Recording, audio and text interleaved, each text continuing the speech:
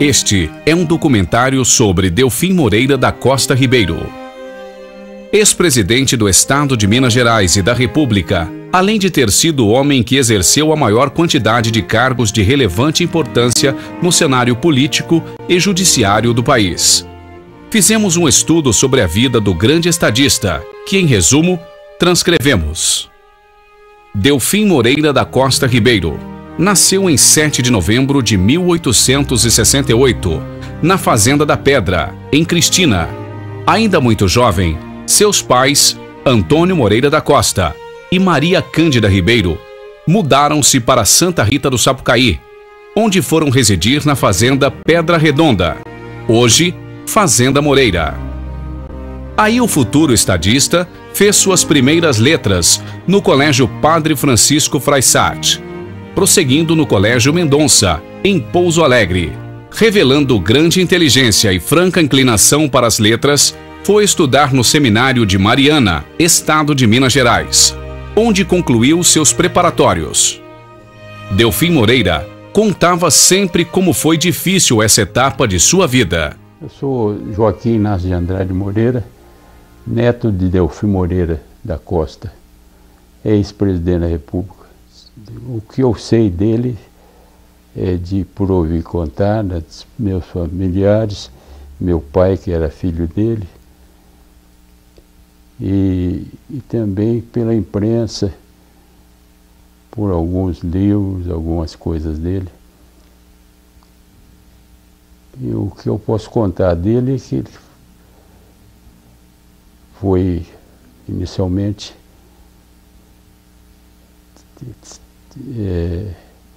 filho de fazendeiro, trabalhou na fazenda do pai, e foi casado com Francisca Ribeiro de Abreu Moreira, minha mãe, vovó materna. Para chegar a Mariana, seu pai fornecia animal para a viagem e, além disso, um cargueiro para o transporte das malas e um empregado para acompanhá-lo. Certa vez, mandou-lhe o pai maior quantia em dinheiro para todas as despesas de regresso. Aconteceu, porém, que no caminho, tendo deixado aberta a mala, ao retirar dela ferraduras e cravos para ferrar os animais, ficou desapontado ao vê-la desfalcada de todo o dinheiro que havia recebido.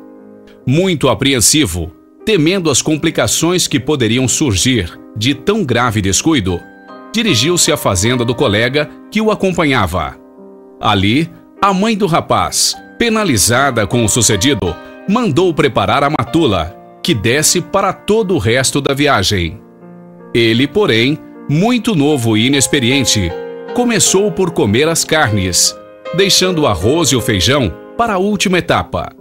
Quando chegou a vez destes, já estavam azulados de tão velhos, e mesmo assim, foram devorados com grande apetite. Era essa uma das lições que gostava de citar aos filhos, quando os via recusar alguma iguaria à mesa. Dizia então: comam, meninos, nada faz mal, pois não estão vendo que quem comeu até arroz azulado aqui está rijo e forte? Regressando do seminário, manifestou ao pai o desejo de não mais prosseguir nos estudos.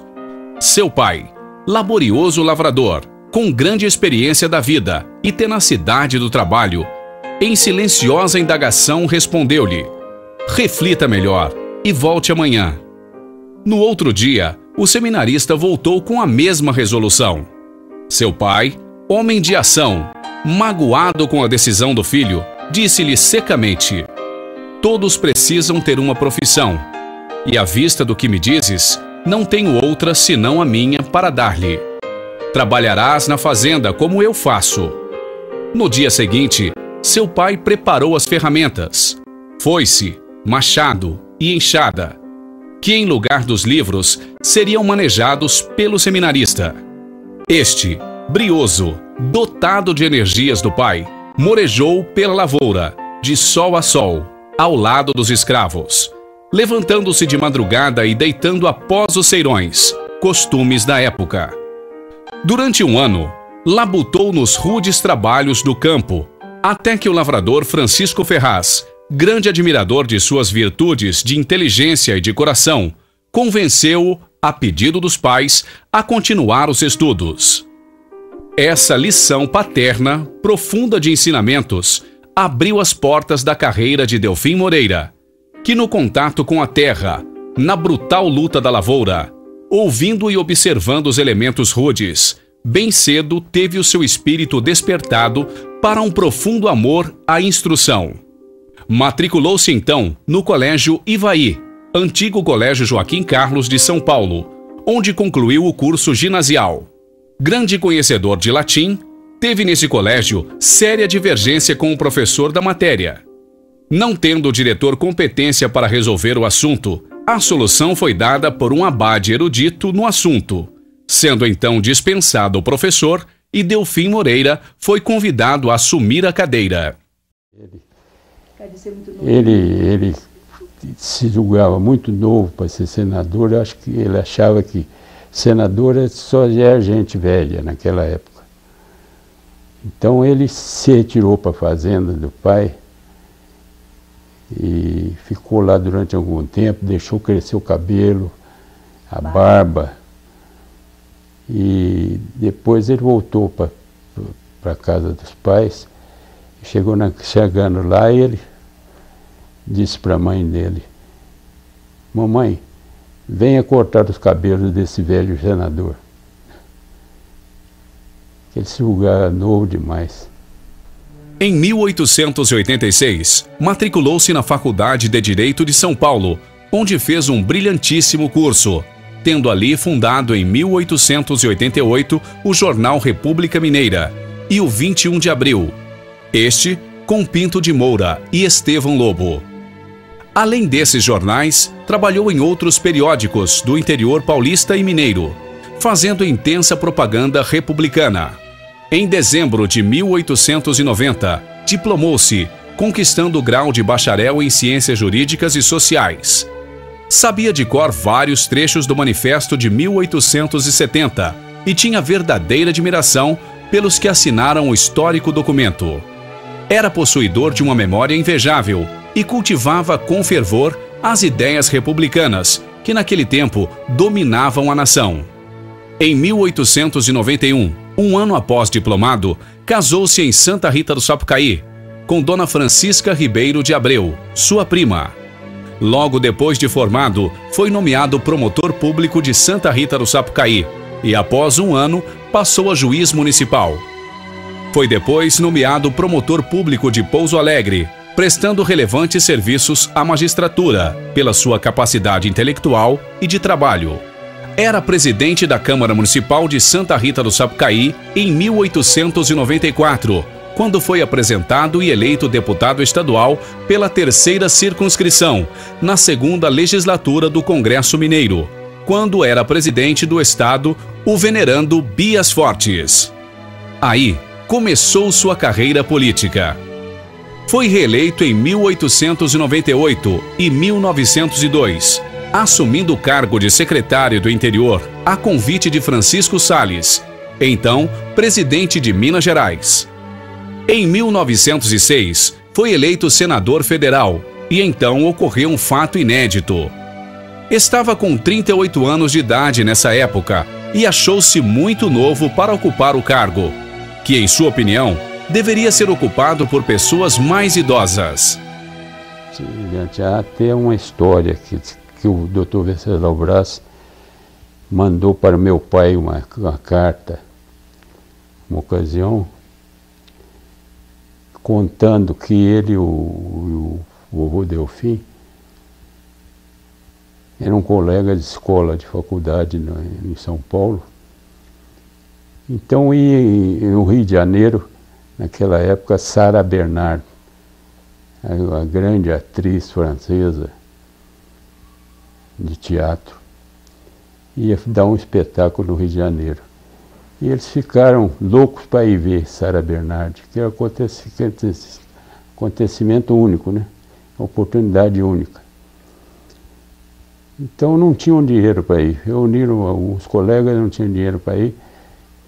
No final encontraram um colega deles que tinha um relógio e se dispôs a penhorar o relógio para comprar passagem para eles irem ao Rio. E assim foi, eles foram ao Rio para ver Sarah Bernhardt. No dia do espetáculo, eles chegaram cedo no teatro.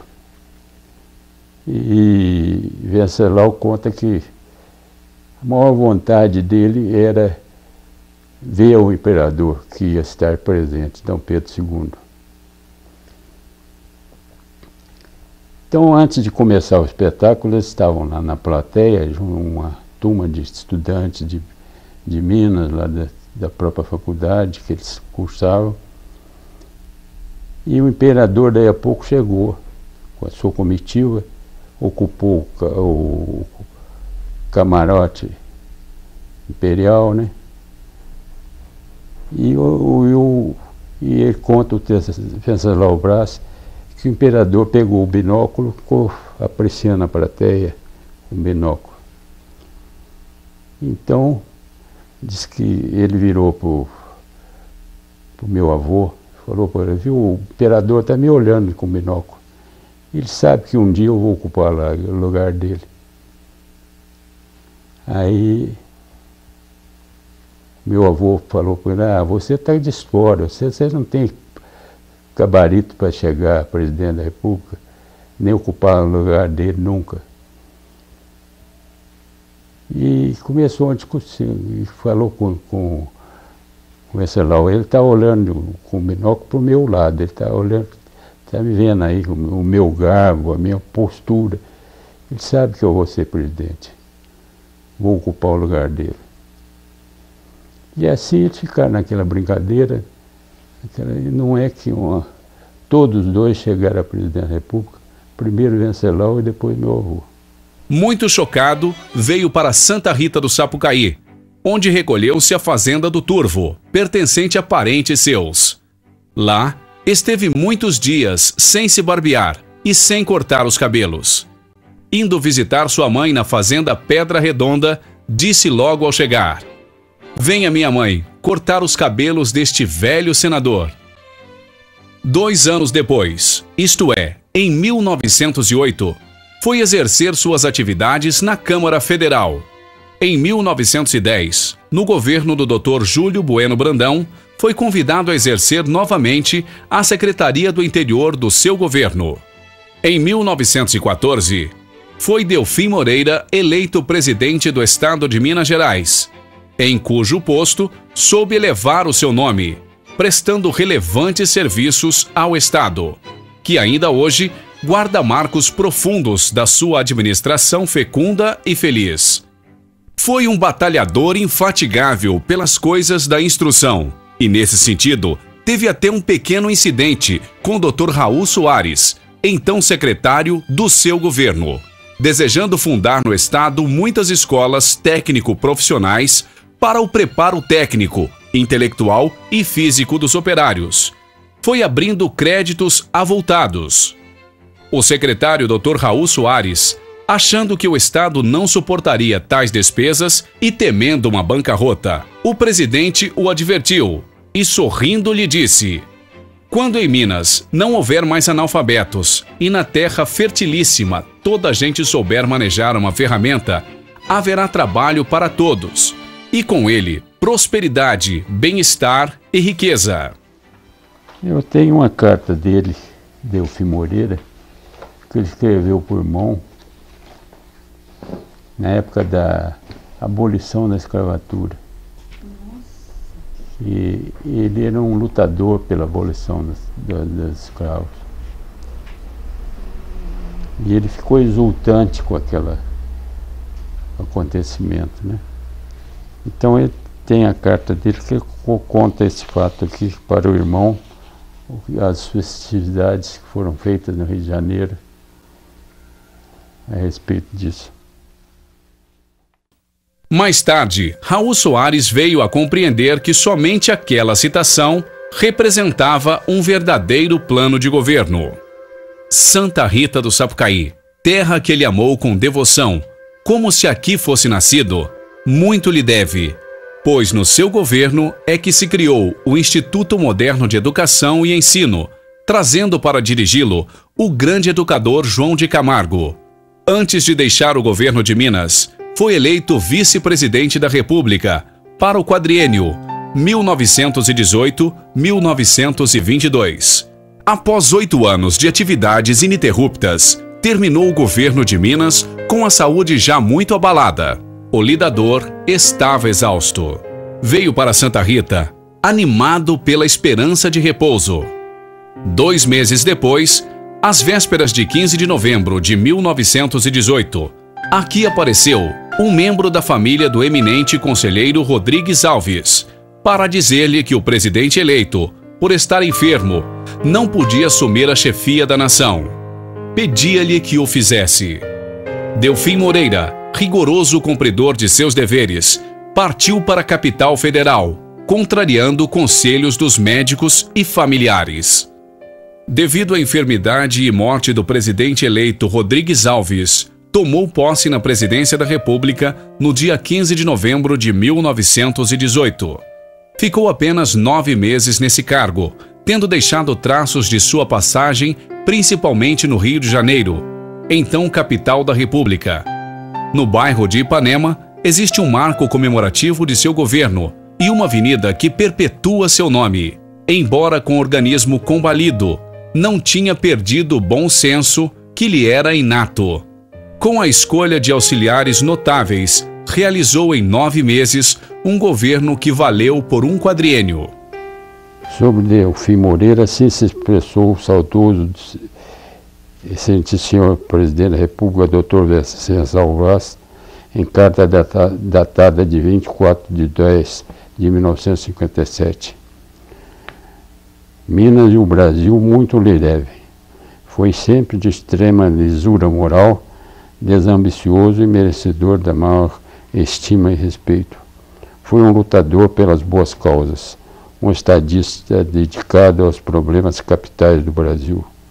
Inimigo dos mexericos e da politicagem, sempre nobre e digno, seu nome já figura na história como padrão de político honesto, de administrador de processos limpos e de patriotismo acendrado. Afrânio de Melo Franco, assim resumiu a personalidade de Delfim Moreira. Foi a verdadeira personificação democrática do governo da República. Ele foi na presidência o que todos sentimos, o verdadeiro governo do povo para o povo, e fê-lo com modéstia e excessivo retraimento. Às vezes, o que, aliás, projetou para o futuro o reflexo do seu valor. Foi um democrata sincero, sendo a sua maior virtude a modéstia. A todos tratava com carinho e igualdade. Era querido dos ricos e dos pobres. Foi um grande financista e de muita honestidade. Falava pouco, era modesto nos hábitos, ponderado nas opiniões, íntegro na conduta e amigo, sobretudo amigo. Era dotado de vontade calma e forte probidade, correção e pureza de intenções. Ao deixar o cargo de presidente da República em 1919, passando-o ao eleito Epitácio Pessoa, recolheu-se adoentado e enfraquecido ao seio de sua família, em sua casa em Santa Rita do Sapucaí, onde faleceu em 2 de julho de 1920, contando apenas com 52 anos de idade. Santa Rita do Sapucaí prestou-lhe as maiores homenagens que uma cidade pode prestar a um filho ilustre. Seu sepultamento foi acompanhado pela totalidade da cidade, com um comparecimento de autoridades estaduais, federais e municípios vizinhos. Seu corpo repousa no jazigo da família Moreira, pequena capela mandada construir por sua mãe em 1905. Numa das praças de Santa Rita do Sapucaí, justamente aquela que leva o seu nome, onde se ergue seu busto, em bronze está impressa uma de suas mais sugestivas frases: "Fazei todo o bem possível sobre a terra, para que as gerações futuras vos abençoem a memória." Leopoldo de Luna, fiel discípulo de Dr. Delfim Moreira, disse num trecho de seu discurso no centenário de Delfim Moreira. O Dr. Delfim Moreira pertencia àquela classe de criaturas a que se referiu Camões, em quem poder não teve a morte. Por isso, aqui nos reunimos, com apoio do ínclito governo mineiro, para deste lugar e desta terra que ele tanto amava, lançar este pregão. Delfim Moreira não morreu.